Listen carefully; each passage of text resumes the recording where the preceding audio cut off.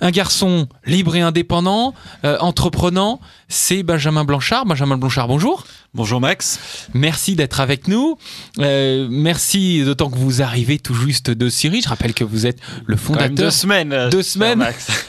Vous avez passé 2 semaines là-bas. J'ai passé 2 semaines. Voilà. Les 2 semaines de fête pour Noël et Nouvelle Année. D'accord. Alors donc je rappelle que vous êtes le fondateur de SOS Chrétiens d'Orient. Peut-être vous pourriez nous rappeler ce que c'est, quelles sont ses missions, quand est-ce que vous avez lancé, et puis nous dire ce que vous venez de vivre en Syrie, Benjamin Blanchard.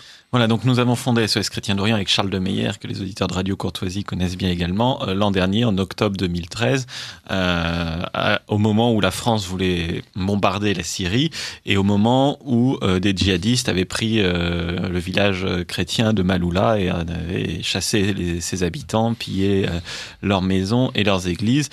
Et comme notre pays voulait apporter comme toute réponse des bombes, eh bien, nous nous sommes dit on va essayer de faire autre chose. Et c'est comme ça que nous avions monté notre première opération, Noël en Syrie, où nous avions apporté 4 tonnes de vêtements et de jouets pour les enfants de déplacés qui étaient à Damas. Et depuis, l'association s'est un petit peu développée. Nous avons une antenne désormais en Irak. Depuis le mois d'août de 2013, nous avons des bénévoles qui sont en permanence sur place en Irak auprès des réfugiés. Et puis nous retournons régulièrement en Syrie. Et puis nous avons également créé une association filles au Liban, SOS Chrétiens d'Orient Liban, qui est animée par des Libanais et des Français et qui essaye de sensibiliser les Libanais à toutes ces problématiques. Alors, un Moyen-Orient déstabilisé, des chrétiens qui fuient leurs habitations, qui sont très souvent dans des camps, un peu des camps de transit, entre tentation d'émigrer, la tentation de rester au pays. Quelle est la situation ? Généralement, les chrétiens ne sont pas dans des camps, puisqu'ils arrivent toujours soit grâce aux églises, soit grâce à leur famille, etc., à se reloger, parfois à des coûts faramineux.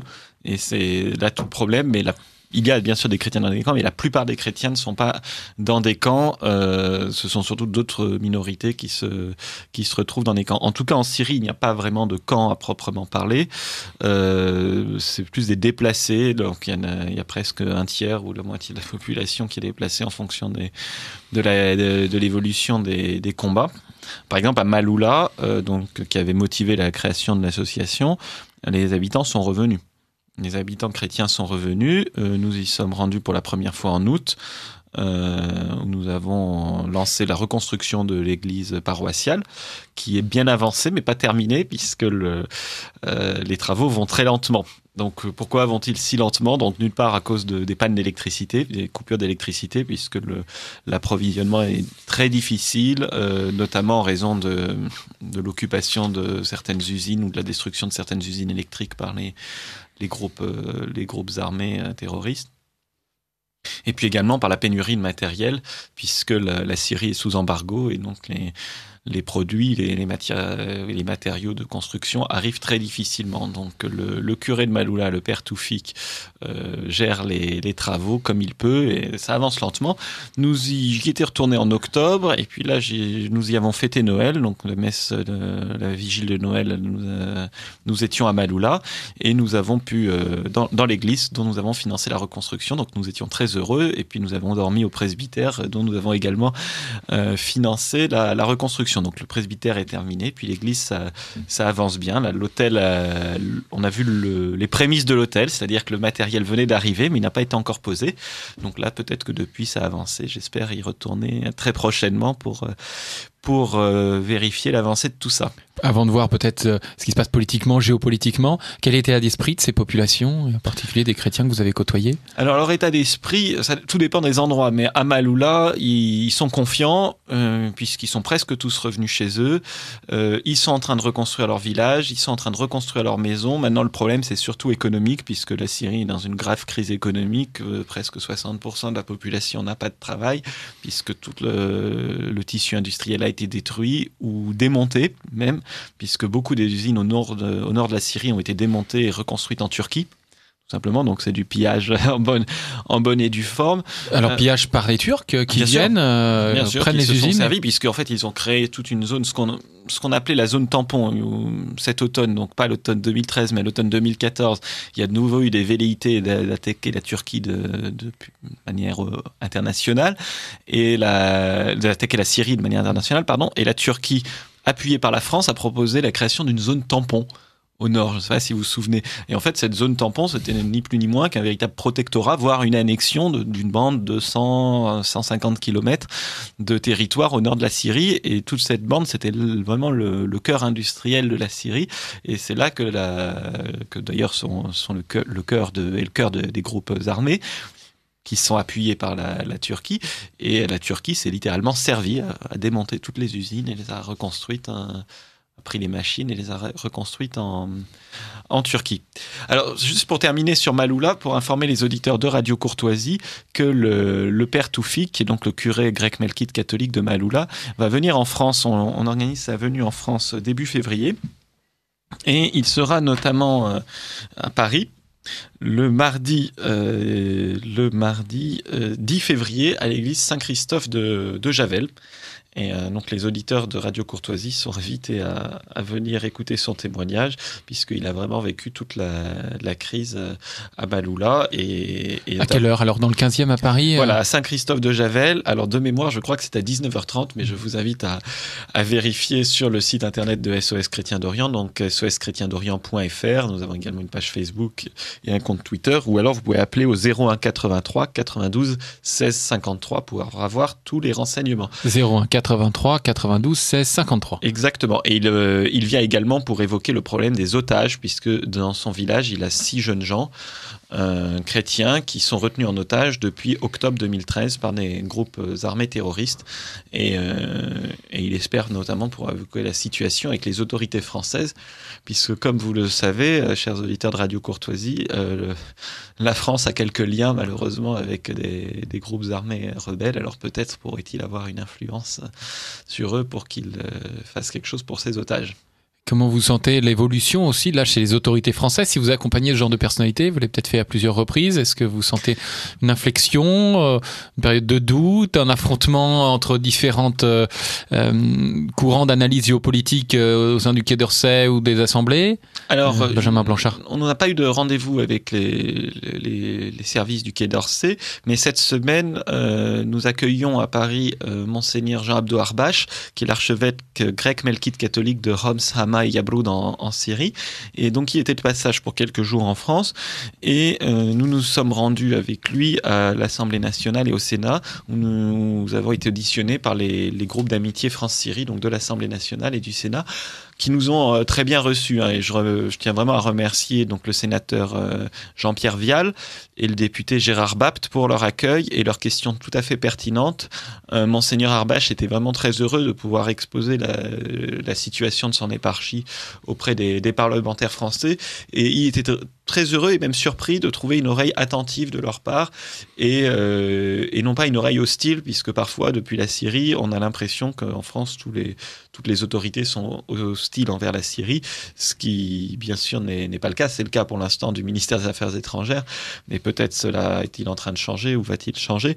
Mais en tout cas dans les groupes parlementaires qui nous ont reçus, l'accueil était vraiment très cordial, et les parlementaires étaient vraiment très intéressés de savoir ce qu'il se passait là-bas, et tous ils ont émis le souhait de pouvoir y retourner bientôt.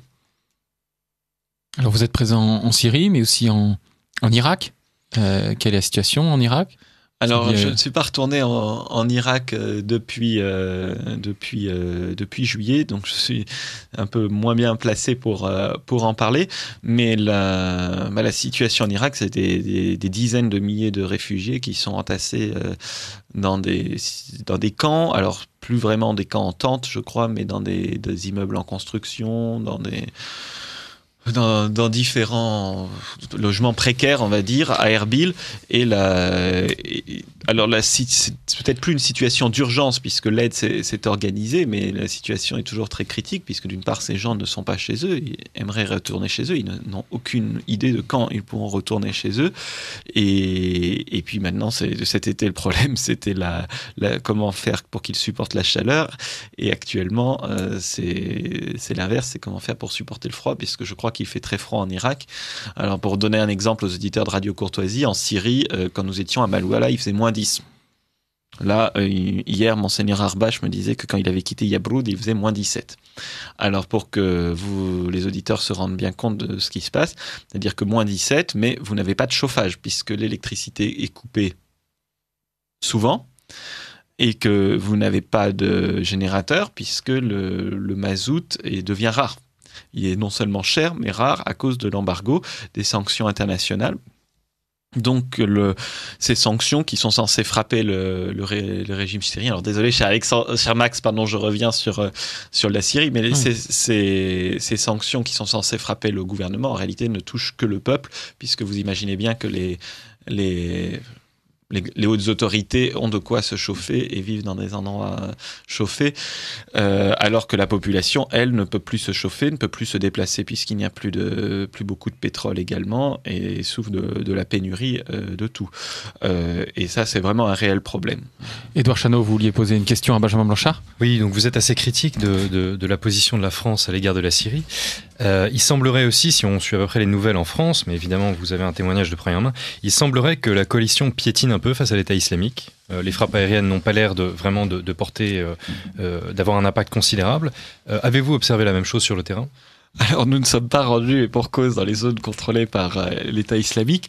Ce qui est sûr, c'est que depuis le début des frappes aériennes, la proportion de frappes de la coalition par rapport aux frappes de l'aviation de l'armée arabe syrienne, c'est de 1 à 5, voire de 1 à 7. C'est-à-dire que pour une frappe de la coalition, vous avez 5, 6, 7 frappes de l'armée arabe syrienne.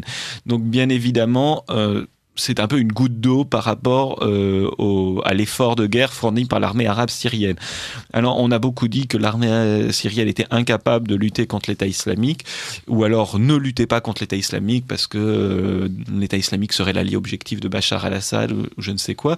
Sur le terrain, on constate tout l'inverse, puisque les seules victoires probantes remportées pour l'instant contre l'État islamique l'ont été par l'armée arabe syrienne, ou plus récemment par les forces de défense kurdes au nord, à Ain el-Arab, ou appelé également Kobané en kurde, où effectivement la ville est en train d'être reconquise par les forces locales. Donc ça, c'est une victoire. Et puis également, donc pour l'armée arabe syrienne, par exemple à Deir ez-Zor, qui est une grande ville de capitale provinciale du centre-est de la Syrie, donc en plein milieu du désert.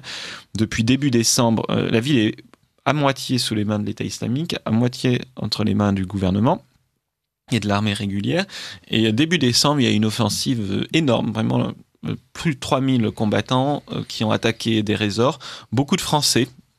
Il y en a au moins 3 qui sont morts à Deir ez-Zor, mais il y en avait bien sûr sûrement plus qui étaient présents, qui combattaient.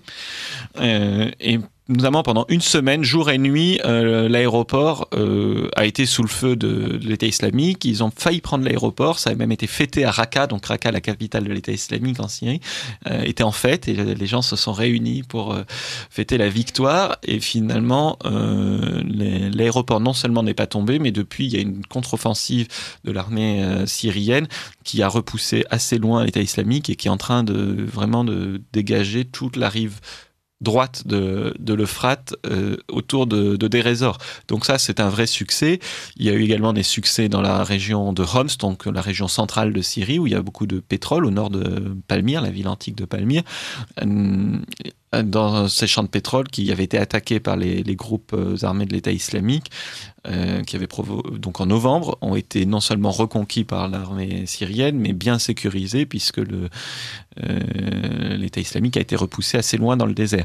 Donc il est faux de dire que l'armée syrienne est incapable de lutter contre l'État islamique. C'est très difficile, bien sûr, parce qu'ils sont très armés, parfois mieux que l'armée syrienne. Ils ont des drones, ils ont des blindés. notamment qui ont été pris à l'armée irakienne quand Mossoul a été prise, donc des armes très modernes qui avaient été fournies par les Américains, ou alors des armes qui leur sont livrées par leurs alliés puissants, notamment du Golfe et de Turquie. Donc c'est sûr que les combats sont difficiles, mais il n'est pas, encore une fois, sur le terrain, ceux qui font l'effort, ce sont d'abord en Syrie l'armée arabe syrienne et en Irak les Peshmerga kurdes. Donc vous disiez que 3 djihadistes de nationalité française seraient morts dans l'offensive de l'hiver dernier. 73 en tout seraient décédés depuis le début de la guerre en Syrie. La faute à qui ?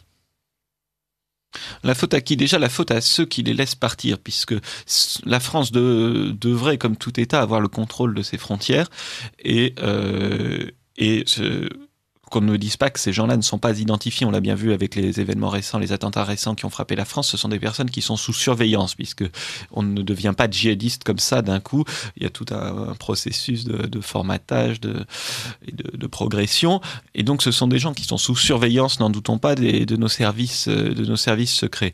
Ce n'est pas normal qu'on les laisse partir. On sait très bien que des gens qui sont sensibles à l'islamisme radical et qui prennent un avion pour la Turquie, ce n'est pas pour aller faire du tourisme à Istanbul ou à Ankara, c'est évidemment pour s'entraîner dans les camps d'entraînement turcs et ensuite passer la frontière syrienne qui n'est plus contrôlée par l'État syrien, qui est donc contrôlée par les groupes armés et notamment l'État islamique. Et s'ils vont là-bas, ce n'est pas pour faire du tourisme. Donc si on se décide à empêcher ces gens-là de décoller pour la Turquie, déjà ça sera une avancée. Deuxièmement, qu'on ne me dise pas qu'on est incapable de faire pression sur la Turquie pour que la Turquie arrête son double jeu, qui n'en est même pas un, puisque cette semaine, l'ambassadeur de Turquie en France était reçu au Sénat par la Commission des Affaires étrangères du Sénat, et il a tenu des propos qui ont vraiment surpris les sénateurs, qui peut-être étaient-ils un peu naïfs, mais puisque l'ambassadeur de Turquie en France leur a expliqué que l'ennemi de la Turquie, ce n'était absolument pas l'État islamique, c'était le gouvernement syrien, l'armée syrienne. Et c'est d'ailleurs ce qui s'était passé lorsque, sous pression de la coalition internationale, la Turquie d'Erdogan avait fait voter une entrée en guerre. Je ne sais pas si vous vous souvenez, à l'automne, quand la coalition s'est constituée, et en fait, la presse officielle française, on va dire, c'est la grande presse de l'oligarchie, s'est empressée de dire que la Turquie rejoignait la coalition, mais quand vous regardez les motivations du texte voté par le Parlement turc, il est dit qu'il rentre en guerre contre le terrorisme, terrorisme représenté par les groupes kurdes, et deuxièmement par le gouvernement syrien. Nulle part il n'est fait mention de l'État islamique. Donc ça montre bien que la Turquie en fait ne pratique même pas un double jeu, qu'elle est très claire.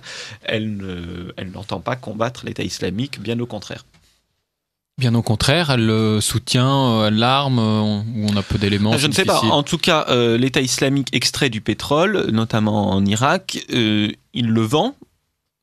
Si vous regardez une carte, le seul moyen de faire sortir le pétrole, c'est par la Turquie. Donc c'est bien que la Turquie l'achète ou le laisse transiter. Ensuite, il y a eu je ne sais pas si c'est toujours le cas, mais cet été, ils ont trouvé dans les rues d'Ankara des comptoirs de recrutement et d'appel aux dons de l'État islamique avec leur drapeau dans les rues d'Ankara. Et donc, vous pouviez vous inscrire pour être recruté par l'État islamique ou simplement faire des dons à l'État islamique comme ça en pleine rue dans Ankara. Alors, quand on connaît la police turque et sa sévérité, on pense bien que si le gouvernement turc voulait empêcher cela, il pourrait le faire au moins dans sa capitale. Je rappelle aux auditeurs de Radio Courtoisie, vous êtes à l'écoute du Libre Journal des idées politiques de Max Lebrun, et aujourd'hui je reçois Benjamin Blanchard, fondateur de SOS Chrétiens d'Orient. Un auditeur pose une question, Benjamin Blanchard: où en sommes-nous de la reprise de la ville de Karakoche ? Pour moi, c'est la solution d'urgence pour reloger les réfugiés. Alors, le problème de la ville de Karakoche, donc qui est en Irak, dans la plaine de Liniv, c'est qu'elle est dans une plaine, comme le nom l'indique, et que c'est en plein désert. Et que c'est pour ça qu'elle est tombée d'ailleurs très facilement, c'est qu'elle est indéfendable. Et en tout cas, elle n'est pas défendable par les troupes kurdes, qui sont des des troupes plutôt de guérilla qui jusqu'à présent n'avaient pas d'armes lourdes, alors qu'ils sont en train d'être équipés en armes lourdes par les Occidentaux, mais qui jusqu'à présent n'en avaient pas. Ils ne faisaient absolument pas le poids dans la plaine, dans le désert, face aux troupes de l'État islamique. Donc ce qu'il est dit en Irak, quand on discute avec les forces les services de sécurité, les services de force kurdes ou irakiens, ou même les occidentaux qui sont présents, c'est qu'il n'est pas prévu de reprendre Karakoche avant la prise de Mossoul, puisque reprendre Karakoche et la laisser sous la menace permanente d'une offensive depuis Mossoul serait bien sûr inconséquent d'un point de vue militaire et stratégique, mais serait également très grave pour le moral des habitants, puisque si vous faites revenir des gens chez eux, qui commencent à reconstruire leur maison et qu'ensuite la ville retombe de nouveau, c'est pire que d'attendre d'attendre un peu plus longtemps et de revenir chez soi de manière plus stable et définitive. C'est exactement ce qui s'est passé en Syrie à Maaloula. Le curé de Maaloula a attendu 6 mois, 8 mois avant de revenir s'installer à Maaloula pour ne pas donner tout de suite le signal du retour aux habitants. Il a préféré attendre que la situation soit plus claire dans les environs, dans les monts du Kalamoun, pour être sûr que la ville ne soit pas reprise quelques semaines après, parce que vraiment pour le moral des habitants, il n'y a rien de pire que de revenir, de s'atteler à la reconstruction et de reperdre tout une seconde fois. Benjamin Blanchard, vous êtes en lien étroit avec des Syriens, des personnalités syriennes. Il y a eu évidemment des attentats d'islamistes en France récemment. Quel regard ils portent sur ce qui se passe en France ? Est-ce qu'ils sont solidaires ils se disent Charlie ? Je ne sais pas s'ils se disent Charlie. En tout cas, ils sont solidaires du peuple français qui est frappé à son tour par le terrorisme islamique radical. Et de toutes parts de Syrie, de la population syrienne, j'ai des messages de condoléances, de soutien. Et également, les autorités syriennes ont réagi, puisque le président syrien Bachar al-Assad a bien sûr condamné les attentats et a rappelé ce qu'il avait dit, je crois, au mois d'août 2014, où il avait déclaré à destination des Français que le terrorisme n'était pas un jouet qu'on pouvait agiter et puis le ranger dans sa poche quand on n'en avait plus besoin, que c'était incontrôlable et que ça pouvait ressurgir à tout moment. C'est exactement ce qu'il se passe. Mais les Syriens ont également une seconde réaction après la compassion, les condoléances, les déclarations d'amitié. Ils ont une seconde réaction qui est de dire c'est très grave, cet attentat qui a fait causer 17 victimes qui n'avaient rien demandé, des civils ou des policiers, mais nous, ça fait 4 ans qu'on subit ça. On a eu 160 000 morts et vous ne dites rien, vos autorités ne disent rien et pire, elles les soutiennent.